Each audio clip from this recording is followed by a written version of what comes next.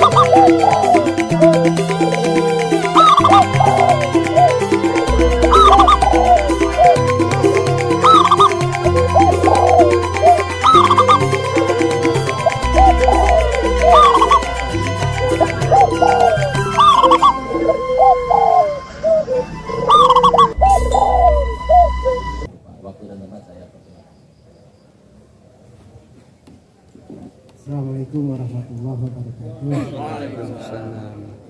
Pak Sarwono, Bapak-bapak dan Ibu-ibu sekalian, para pecinta lingkungan. Pertama-tama kita bersyukur kepada Allah Subhanahu wa taala. Hari ini hari ke-16 bulan Ramadan, bisa ngaji bersama-sama tentang ekologi ini. Mudah-mudahan kita termasuk di antara orang yang bisa memberi apa istilahnya itu semangat dan tekad untuk hidup bisa ceria, hidup bisa bahagia, dan hidup juga bisa memberi kesempatan kepada generasi ke depan atau generasi muda. Karena kalau kita itu memiliki wawasan yang seperti itu, insya Allah jaminan Allah Subhanahu Wa Taala itu seluruh makhluk yang ada di alam ini telah dijamin oleh Allah Subhanahu Wa Taala kebutuhan hidupnya. Jadi kalau kita itu memiliki pemikiran tamak, maka kecenderungannya menjadi eksploitatif. Sebaliknya, kalau kita berperilaku eksploitatif, belum tentu itu akan memiliki jaminan sustainability. Contoh dari apa yang diprediksi oleh Maslow ya, tentang kebutuhan antara pertumbuhan penduduk yang mengikuti deret ukur dan pertumbuhan kebutuhan kehidupan kita yang mengikuti deret hitung. Faktanya setelah 200 tahun beliau mengeluarkan teori dan idenya dan gagasannya, rupanya makanan ini masih dijamin oleh Allah cukup, padahal sudah sekian kali lipat jumlah penduduk yang ada dan berkurang space yang tersedia bagi makhluk hidup ini. Entah dari mana Allah Subhanahu Wa Taala menghadirkan alam semesta ini untuk memenuhi kecukupan itu. Yang kita perlukan, yang diamanahkan oleh Allah Subhanahu Wa Taala itu adalah was-samaa'a rafa'aha wa wada'al mizan. Jadi langit ini diciptakan oleh Allah Subhanahu Wa Taala, sekaligus juga diciptakan atau dihadirkan keseimbangan hubungan antar planetnya dan juga antar kehidupan kita. Kemudian Allah tatawwal fil mizan. Janganlah sekali-kali engkau itu melampaui atau menghancurkan keseimbangan tersebut. Wa aqimil wazna bil qisti wa la tukhsirul mizan. Jadi diperintahkan oleh Allah Subhanahu Wa Taala, tegakkanlah keseimbangan tersebut dengan keadilan, dengan kesadaran. Jadi waqimus wazna bil qist, tegakkanlah keseimbangan tersebut dengan adil. Oleh karena itu, yang kita perlukan saat ini adalah kita harus percaya antara hukum yang ada di situ dan perlunya kita itu membaca keadilan. Keadilan yang seperti apa? Ini kalau kita pelajari lagi dari alam semesta ini, di dalam surat Jumu'ah dikatakan fa idza qudiyatis sholatu fantashiru fil ard wabtaghu min fadlillahi wadhkurullaha katsiran. Apabila engkau telah selesai melaksanakan sholat, fantashiru fil ard, bertebaranlah engkau di muka bumi ini dengan perlahan-lahan, wabtaghu min fadlillah, dan rebutlah fadilah atau ke karunia Allah Subhanahu Wa Taala. Wa dzakarallaha katsiran. Tapi banyak-banyaklah engkau itu mengikuti sunnah Allah. Zikirlah kepada hukum Allah. Ingatlah kepada hukum Allah. Jadi gak ada kata lain. Sebenarnya keseimbangan hukum Allah antara ekologi, sebab dan akibat yang ada itu harus terus dibaca oleh kita. Bagaimana kita mengelolanya dengan baik dan bagaimana kita mengelola dengan penuh keadilan. Saya kira itu yang ingin saya sampaikan. Mudah-mudahan ini ngaji tentang masalah makanan. Contoh misalnya nih, Pak Mas Heri minta kepada saya sebenarnya ngomong-ngomong tentang masalah sorghum dengan ekologi ini, gitu kan. Saya sudah siapkan bahannya dan tinggal disebar PDF-nya monggo nanti dibaca. Yang intinya apa? Intinya adalah menghadapi perubahan iklim sekarang ini yang faktanya nggak bisa kita hindarkan, benar terjadi dan sedang terus terjadi. Iklim yang harusnya bulan Maret April ini tidak ada hujan, tapi yang namanya awan terus menerus bergelayutan untuk mencoba menyapa air bersama kita, kan begitu kan? Nah, fakta itu perubahan iklim. Tapi kita juga tidak tahu tiba-tiba September, Oktober, November tahun depan ternyata malah kering, kan begitu kan? Yang dulu katanya berberan itu adalah ngember, kan begitu kan? Ya faktanya banyak air kalau dulu. Tapi ini di era perubahan iklim saat ini kemungkinan September, Oktober, November akan menjadi tantangan kekurangan air. Nah, perubahan iklim versus sorghum ini. Kalau menurut datanya Kehati bahwa informasi tanaman sorghum itu adalah tanaman ancient, tanaman purba. Jadi tanaman sudah menjadi apa itu namanya itu? Bukan punah, malah justru itu adalah tahan banting. Di tengah-tengah aneka keributan yang ada, ini malah sudah diuji oleh Allah Subhanahu wa taala melalui pertumbuhan yang ada di Afrika. Jadi ini tanaman asli Afrika yang kemudian disebar ke seluruh dunia. Ternyata pada kondisi tropis tetap bisa bertahan, pada kondisi subtropis tetap bisa bertahan. Ini keunggulannya. Di tengah-tengah kalau namanya gandum itu hanya subtropis, kalau namanya padi itu layaknya di tropis.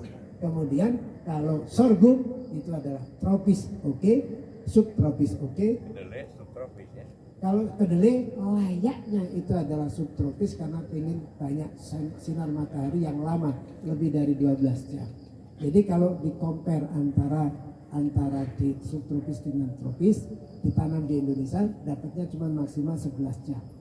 Tapi kalau yang di sana kalau musim panas dia akan dapat lebih dari 14 jam, maka produktivitasnya tinggi. Itu komparasinya di sana. Cuman setahun ya sekali juga. Nah di Indonesia juga setahun sekali. Cuman memang waktunya tetap nggak dapat 14 jam. Itu yang menjadi komparasinya. Jadi jangan terlalu ngoyo untuk berkompetisi dengan subtropis kalau memang itu tanaman subtropis. Nah, ini logikanya ke sana harusnya. Jadi kalau subtropis jangan dibandingkan dengan tropis. Sama dengan kalau misalnya orang Amerika kepengen kompetisi dengan akasia mangium, nggak bakal dapat dengan Indonesia karena kita 4 kali lipat untuk bisa produksi tanaman kayu akasia mangium. Kalau di Amerika cuma dapat 3 bulan di musim panasnya saja, gitu dia bisa tumbuh. Habis itu mengkeret lagi, diem. Terus 9 bulan diem, nanti tumbuh lagi. Nah di sini kita terus menerus dapat sampai 15 bulan. Nah kondisi ini keunggulan dari sorghum apa? Tahan air, nggak air banyak nggak apa-apa. Kemudian tahan memiliki sistem C4 di dalam fotosintesisnya, sehingga sangat efisien dan efektif. Kalau lagi kekurangan sinar matahari dia masih bisa nangkep dengan bagus. Nah itu keunggulan. Yang kedua, proteinnya jauh lebih tinggi daripada beras, 2 kali lipat. Tapi kandungan zat besinya 4 sampai 7 kali lipat daripada beras. Jadi ini sangat baik untuk mencegah anemia, kecenderungan pada kaum ibu-ibu dan wanita. Kemudian yang berikutnya lagi, kandungan fosfor sama kalsiumnya itu sekian kali lipat daripada padi. Yang ini juga sangat baik untuk mencegah orang-orang Afrika itu makanya banyak tahan lari, kemudian pemain ini karena banyak makanan sorghumnya yang banyak kalsium. Nah dari kondisi itu orang Indonesia, sorghum itu sudah datang sejak abad 4 yang lalu di Candi Borobudur yang dibangun tahun berapa itu Borobudur? Nah jadi tolong perhatikan, di Candi Borobudur saja sudah ada relief tentang sorghum, belum ada padi. Nah dari kondisi itu kita harus bersyukur. Cuman sayangnya syukurnya yang sudah pernah datang ke sini kurang kita pelajari dengan baik sehingga kita tidak termasuk orang yang hidup sesehat orang Afrika dalam kesehatan fisik kita, tulang kita dan lain sebagainya. Oleh karena itu saya menghimbau pelajari, mulai ketahui dan kemudian sukai bahwa sorghum itu adalah sumber pangan yang sangat bandel dan kemudian sangat handal untuk menghadapi perubahan iklim yang cocok untuk ketahanan pangan di masa pancaroba. Terima kasih. Assalamualaikum warahmatullahi wabarakatuh. Terima kasih Pak Nur Mahmudi. Flor mungkin boleh satu orang sebelum kita masing-masing ambil persiapan berbuka ya. Kalau ada yang mau nanya sorghum itu apa, mewakili pertanyaan saya, silakan. Saya juga belum tahu sorghum itu apa. Saya jadi jagung ya Pak Nur? Jagung. Jagung. Dari Flor ada yang mau bertanya? Boleh mix dari paparan Pasar Wono boleh. Bu, boleh kesini nggak Bu? Soalnya mic-nya nggak.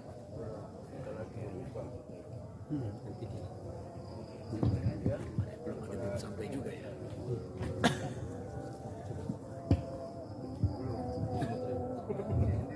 Assalamualaikum warahmatullahi wabarakatuh. Perkenalkan, nama saya Rati Sukanto. Di belakang itu Pak Sukanto, saya latihnya ya. Saya datang jauh-jauh dari Bogor karena tempat kami ada di Gunung Salak. Kebetulan di sana airnya bagus banget ya, jadi masalah air nggak ada buat kami. Tapi saya mau tanya soal sorghum. Kalau kami mengembangkan sorghum di daerah pegunungan itu bagaimana? Karena di sana lebih banyak tales sama singkong. Terus sebaiknya pupuknya apa? Dan kalau untuk kebutuhan masyarakat di sana yang nggak terlalu banyak, itu kira-kira kebutuhan untuk luas lahannya berapa? Dan kemudian kalau untuk dibuat menu makanan pengganti nasi itu apakah dapat disesuaikan lauknya seperti yang biasa kalau kita makan nasi atau bagaimana? Ya itu tadi, pupuknya, lahannya kira-kira cukup berapa dan kemudian pengairannya bagaimana? Apakah dia butuh banyak air seperti padi atau tidak? Baik, itu saja Pak Nurmadi. Terima kasih. Assalamualaikum warahmatullahi wabarakatuh. Ya, terima kasih Bu Rati. Ini udah mempersiapkan pancaroba tuh berarti Pak. Udah mau nanam. Saya jawab cepat dia supaya nggak ini sebentar lagi akan berbuka. Jadi definisinya sorghum itu adalah tanamannya mirip jagung, batangnya sama daunnya mirip jagung, bunganya seperti jagung juga, tapi buahnya ada di bunga itu, bukan di tongkol. Jadi akan menjadi padi. Jadi buahnya seperti padi, tapi pohonnya seperti jagung. Cara nanamnya seperti jagung. Jadi di daerah datar Polowijo gitu, ladang. Kebutuhan airnya sedikit, kebutuhan pupuknya sedikit. Ini yang ada. Jadi dia bentuk bulirnya adalah seperti padi, adanya di malainya. Jadi di ujung itu akan ada bunga, kemudian dari bunga itu akan menjadi biji-biji dan itulah menjadi malai biji itu tadi. Nah, bijinya bentuknya bulat seperti merica. Seperti merica. Nah, ada dua tipe. Tipenya adalah lengket banget seperti ketan atau pera banget seperti batu, atau yang sedang-sedang kulen seperti yang kita makan. Nah, itu yang kita tinggal pilih. Jenisnya warnanya mulai dari hitam sampai putih. Lebih dari 125 varian yang ada. Jadi ini jangan kaget kalau mau membuat hiasan saja di dalam kebun itu, kebun putih rata semuanya, terus merah semua, kayak bunga tulip gitu. Itu bisa begitu. Kalau mau dibuat landscaping yang seperti itu, nggak kepingin ngambil buahnya. Itu warna buahnya saja sudah warna-warni tadi. Merah ada seperti ini, kemudian hitam juga ada, putih juga ada, yang di antara in between juga ada. Nah, keunggulannya itu tadi saja. Keunggulan yang berikutnya apa? Sangat ramah terhadap diabetes. orang muda maupun orang tua sangat perlu untuk menjaga kesehatan kita. Makanya banyak orang Afrika yang nggak ada diabetesan. Boleh. Kalau ada kompetisi renang, nggak pernah ada orang Afrika tuh. Kenapa ya? Mungkin berat jenisnya padat kali ya. Berat dari air. Iya kan? Mungkin nggak menarik kali bagi. Jawabannya out of the box saja. Udah biasa jarang mandi. Mungkin malas mandi kan. Sprint ada, Nah, loncat kemudian ada, kemudian bola banyak. banyak. Tapi berenang nggak ada gitu ya. Nah, Ya, mungkin prinsipnya hemat air kayak Pak. Kan kalau di sana hemat air. lah ada kemungkinan berat jenis. Jadi ada kemungkinan mudah tenggelam gitu. Karena ini kan makan satu Berat tulangnya. Tulangnya berat, badannya kemudian lebih atletis, ramping sehingga karena sebenarnya saya itu perenang Pak. Jadi intinya sebenarnya adalah teknik saja untuk bagaimana ngambang itu. Tapi nggak tahu. Semakin berat harusnya semakin gampang ngambang Pak. Kan tinggal gini aja ya. Ngambang. Pak Heri kumaha? Mau ini 5 menit lagi mau siap-siap dulu atau gimana? Ya. Di depan itunya takjil kayak gini. Kalau ada pertanyaan istilahnya apa ya? Singkat boleh lah satu sebelum kita. Khawatirnya gini Pak, nanti kita asik diskusi malah nggak buka gitu. Diprotes nanti sama Om Logo mangga, singkat bisa ya Om Logo ya? Pertanyaannya boleh satu, jangan habis. Assalamualaikum warahmatullahi wabarakatuh. Nah, kurang lebih 10 tahun lebih yang lalu saya pernah ada diskusi tentang sorghum, bahwa dibawa contohnya selesai acara kita makan, rasanya memang ya kalau yang nggak biasa agak aneh seperti jamu persis seperti terus tumbuhnya memang katanya waktu itu saat di daerah timur ya, pusat apa. Nah bayangin sampai sekarang udah berapa tahun nggak ada sama sekali berita tentang itu yang ngomong waktu itu entah profesor entah apa dari IPB. Jadi bayangin setelah berapa tahun nggak ada sama sekali kabar lebih lanjut tentang itu. Jadi ya betul. Itu satu pertanyaan Pak Nurman. Jadi kira-kira apa sih yang terjadi gitu.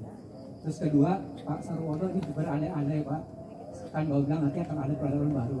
Kalau berdasarkan Pak Sarwono selama ini Pak Sarwono. Saya jawab kembali lagi yang per hektarnya berapa? Rata-rata antara 3 sampai 5 ton per hektar. Kemudian mengapa saat ini kok rupanya jarang? Ini adalah kesungguhan dan keseriusan pemerintah. Karena berkali-kali pemerintahan ini sering diusulkan tentang keberadaan dari sorghum dan keunggulan sorghum ini sudah sejak zaman SBY, kemudian sebelum SBY, kemudian Jokowi dan lain sebagainya. Setiap kali masa calon kepresidenan selalu diperkenalkan. Makanya Pak Dahlan Iskan itu sebagai Menko BUMN sudah pernah juga uji coba melakukan kerjasama dengan mana itu Pak Arifin tadi almarhum apa PT apa? Medco di mana uji coba. Udah beberapa kali juga. Terus beberapa PTPN sudah dilakukan. Namun ini ada peperangan dengan politik terigu. Itu yang selalu dihambat upaya-upaya ke sana.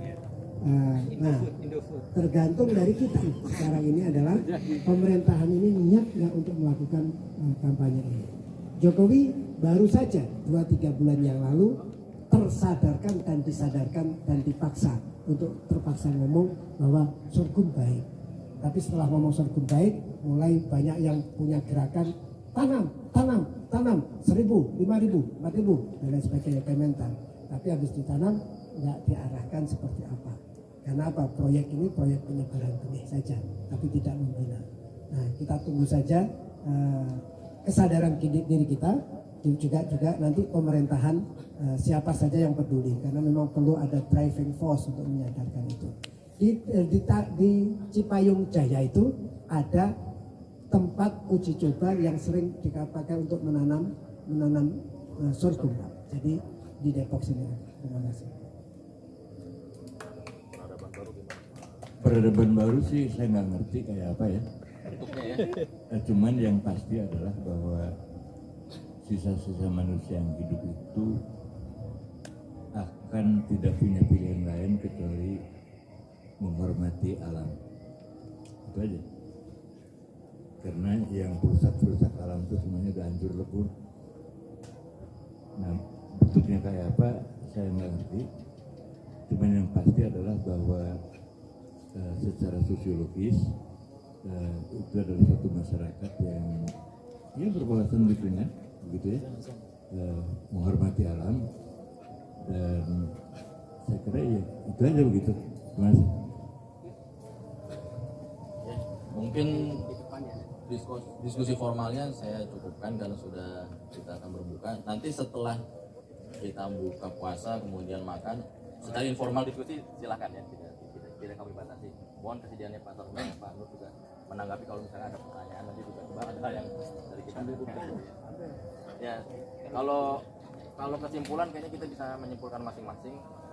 Harapannya peradaban baru besok adalah orang-orang yang peduli akan alam, mudah-mudahan itu, karena itu akan memberikan keseimbangan kepada kehidupan kita masing-masing gitu. Untuk makan sekarang kayaknya tidak perlu ragu karena bukan sorban. Ya, saya tutup dengan alhamdulillah. Alhamdulillah. Terima kasih atas waktu Pak Sarwono, Pak Nur Mahmudi, Bu Dita dan Bapak Ibu sekalian. Mudah-mudahan ini menjadi insight untuk bisa kita bawa ke rumah kita masing-masing. Isu ini bisa lebih menyebar. Kurang lebihnya saya mohon maaf. Assalamualaikum warahmatullahi wabarakatuh. Waalaikumsalam. Dipersilakan di warung kangen desa ya kita buka puasa.